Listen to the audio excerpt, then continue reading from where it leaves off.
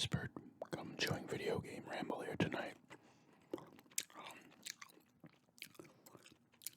I don't think I've done a straight video game ramble in a little bit. I'm gonna throw in what I've been playing as well. Just discuss my possible 2022 gaming habits.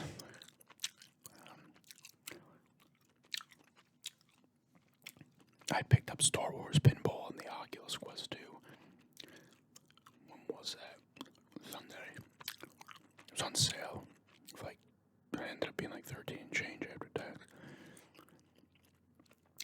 Pretty cool. They have 10 pinball machines in it. That light coming down is a pain in the ass, but what are you gonna do?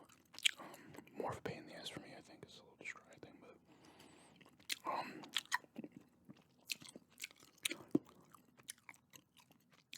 it's pretty cool. It's 10 machines, There's 3 from the original trilogy, each movie. There's a Mandalorian one, a Star Wars Rebel one, a Rogue one, a Han Solo one, I think a Droids one, and one or two others. It's pretty fun. I kept looking at that on the Switch, but never pulled the trigger on it. And this one was cheaper, and it's kind of cool in VR. I played a little bit of that. I'm still playing Doom Eternal and Tony Hawk 1 and 2. A little more Doom Eternal. I'm having fun with that. It was pissing me off a little bit at first, and there still are sections that are fucking tough.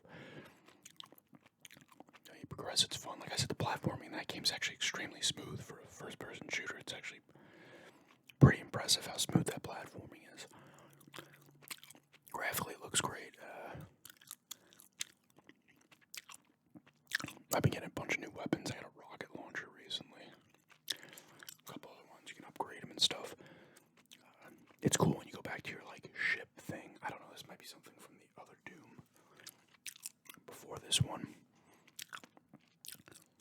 where you get this thing. But it's kind of cool. It's like Mass Effect ship or something. You're going around, going to specific areas, and it's kind of cool. Pretty cool game, though. Tony Hawk 1 and 2 is awesome as well. It brings back a shit ton of nostalgia while still looking really good, graphically with the remake of it. And, it's still a fun game. Those games still hold up. Gameplay still holds up.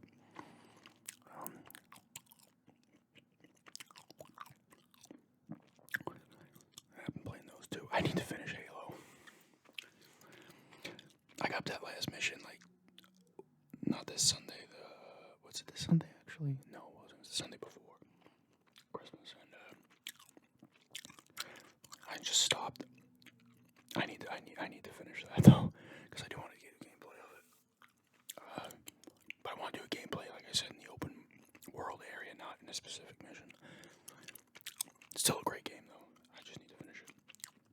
I think part of me feels like I'll drag it out by not playing it too, but that's a good game. I got so many unplayed games, it's fucking nuts. And I'm going to be doing a pickup video tomorrow because I just picked up 2 more Xbox One games the other night that'll be here tomorrow. I'm actually kind of excited too of them. They were both like $22.15 after tax. They were cheap. The one was like $8. It started at like $9, and I put stuff in my wish list, and I kind of wait for it to drop and see if it drops and then grab it. I'm trying to think though, or decide, I should say, if I want to, extend this Xbox One collection I have out to like 100 games. I don't know. It's pretty uncharted territory for me. Yeah, I think I have like 60 something, and that's uncharted territory for me too because of. I mean, you know what? If I look back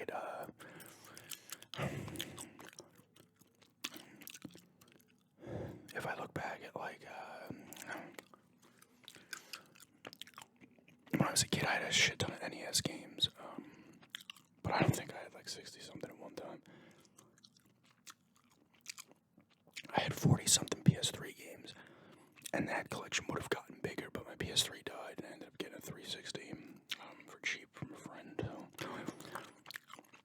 that one stopped, and I ended up selling most of those games. I gave a couple to my friend. I don't know for sure if I want to do it because it's like a shit ton more games I have to pick up. All the pluses. Whenever I get my Series X, I see the Xbox Series S is always popping up on like Best Buy and stuff, but I don't know if I want that because then I'd have to get a hard drive extension, which is probably about another $100.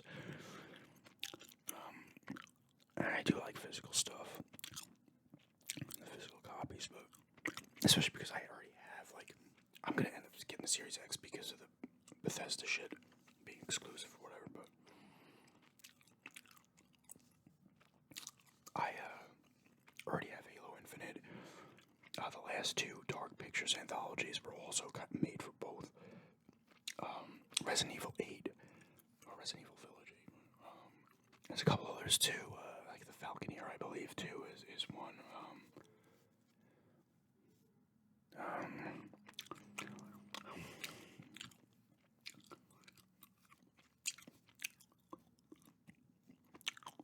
I might have like one or two more that are like Gears Tactics is another one. So I already have like a small collection for the thing, which I would actually play again on that system just to see how better it looks graphically. But, so there could be some games that are kind of meant for both, like a Far Cry 6 or something like that. Yeah.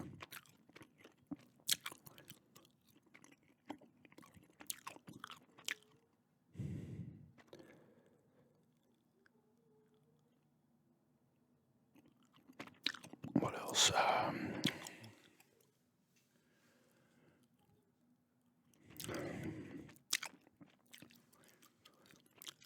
trying to think of some like gaming. I'm just gonna try to recap 2021 gaming. I end up getting a shit ton of games. Some gifts from you guys, and thank you again for that. I need to do gameplay some of those. Like I said, I have so many unsealed games. Like even the ones I buy, like it's just they're on sale and stuff, and I'm getting a little bit of an addiction to it. I'm not like dropping $80, $100 on games, but I'll still always wait for them to be cheap. Halo Infinite was like the first $60 game I had bought at that price in a fucking while. Actually, no, it wasn't because I got. Well, I mean, shit. Even Resident Evil 8, I bought it at 60 the day it came out. But that was back in May, so even June, July, August, September, October, almost 7 months later. It's almost just about 7 months later.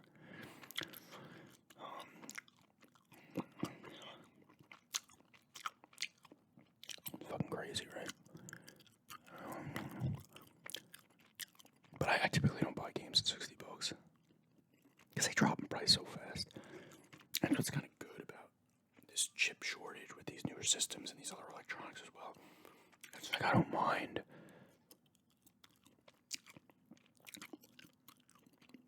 waiting a bit because there'll be more games out. Some games will drop because I know like specific.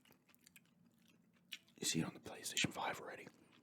But the games that are specifically made, because I don't know if Xbox One actually has any games that are specifically just for the Series X, I should say.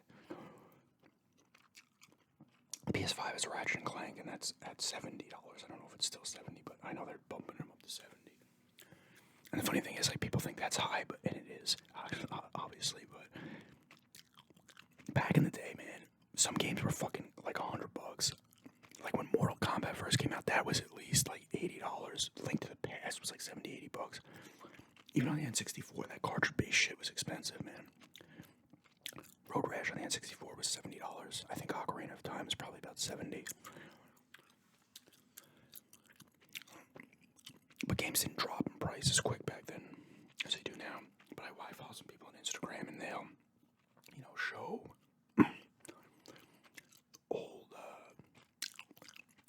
old like magazines or Christmas magazines or whatever, and video games and old toys, and I'm like just nostalgia from that shit and remembering the toys I had and stuff. But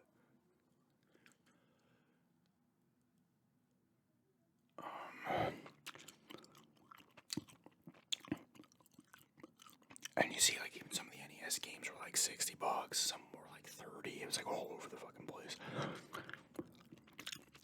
So games hitting this price is actually not a new thing at all. Yeah, we actually got lucky when they. I don't want to say the PlayStation probably had them at $40, $50 because they were disc-based, but once like PS2, Xbox, GameCube like knocked them, like they started them at 50. You know, and some came out at 40 and 30. Crazy times back then, man. Get a Super Nintendo game, it's like fucking $80.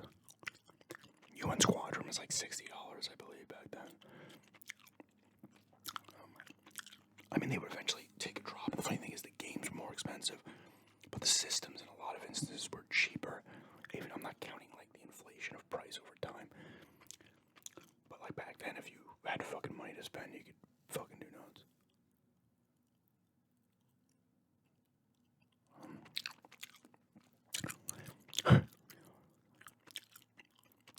I love the games back then, man. It's so fucking the nostalgia, man. Just thinking about it.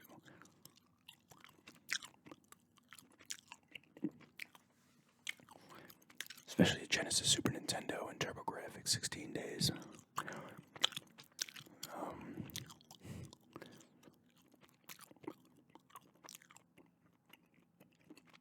I want to say like even Final Fantasy 2 and 3 were probably about $60 or $70, if not more.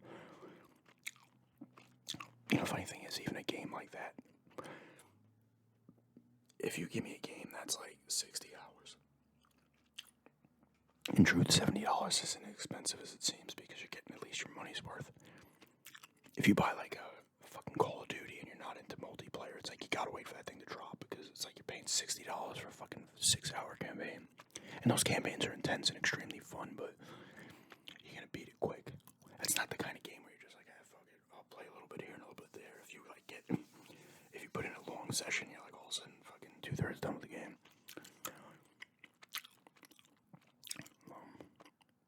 And that could be the case for even like downloadable games, like the indie type stuff and arcade type stuff. You pay $20 for like 2 hours worth of gameplay. Kind of like what? It was kind of like with that game Gone Home.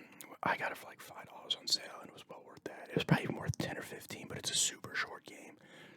Really cool. I actually like that. I think I've talked about Gone Home in a while. It's pretty much like almost a walking simulator in its way.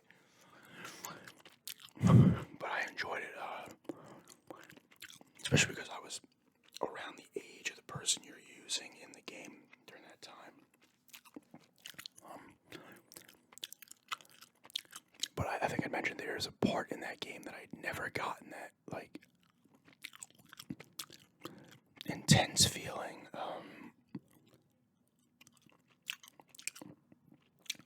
There was a part where I thought I was going to come across something in this, like, hidden room.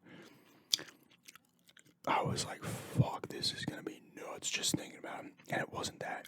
And I was kind of like, oh, thank God. But it was a moment where I was like, holy shit, like my stomach dropped, like, what I thought I was going to find in it. And so it did that, actually did a phenomenal job. I like games like that too, like Firewatch and Oxenfree, Kona, which I actually picked up recently because I was playing it on Game Pass a while back, and then it was like $3 on sale, so I just bought it so I can finish it. I like those kind of, although Gone Home was a little different, but it's kind of a mystery. And Gone Home, little spoilers here, so don't listen for a few minutes if you give a fuck. But that game did a good job of building it towards like, oh shit, something paranormal's going on in the house, and that actually had me super fucking excited. And then it goes a different route, a more normal route, I guess. Same thing with Firewatch as well. Actually pointed more towards paranormal, and it became not. That was a good game. I liked that game quite a bit. Oxenfree was a good one too, and I believe they're making a second. They just added Firewatch to Game Pass. If anybody has it, play that game. It's not that long, and it's good. It's a fun experience, and it's not a game you have to, put a bunch of time into.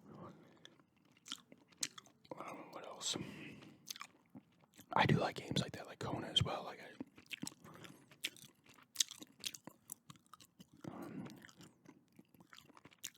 they're almost like generation now, and even Xbox 360, PS3 as well. They're a little bit like those games, the kind of point and click type games you play back in the day, like a Deja Vu or a Shadowgate. Kind of mysteries, and you're in a different way, but they're similar.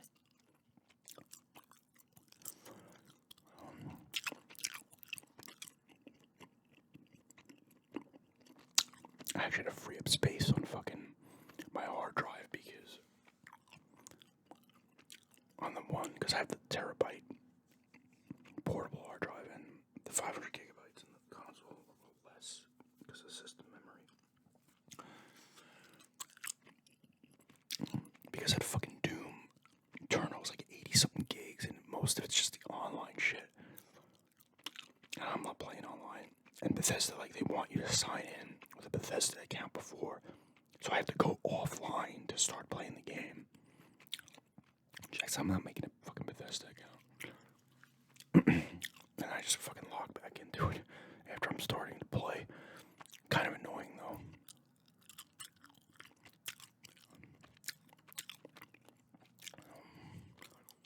Yeah. Like I said, I want to kind of grow that collection a little more. I don't know.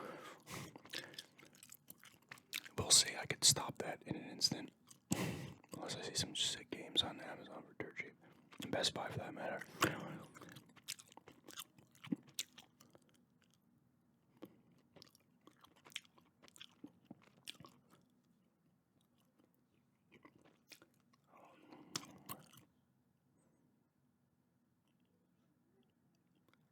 A lot of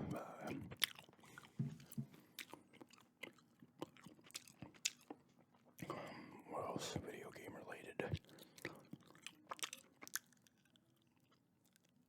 I'm probably hoping that the Xbox has become like available maybe like around my birthday or a little after. Grab one then. We'll see how it goes. But anyway, that's just a bit of a video game ramble here. Just kind of babbling a little bit. I'll be back with that pickups video tomorrow. Show the 2 Xbox One games I got. And then move into the new year. I have a little bit of a schedule I want to do in mind. So I'll start with that, I guess, and see if I stick to that or just start doing videos at random. Like I said, I'm still feeling a bit blah, but I want to get these simpler easier to do videos up still because I like making them. It's like funny, I put up a video for 2 days in a row and I'm like, I gotta get something up. Because I feel like I got it, it's just, I don't know why, it's like ingrained in my head now. But anyway, yeah, thanks everybody for checking this out, and have a good night.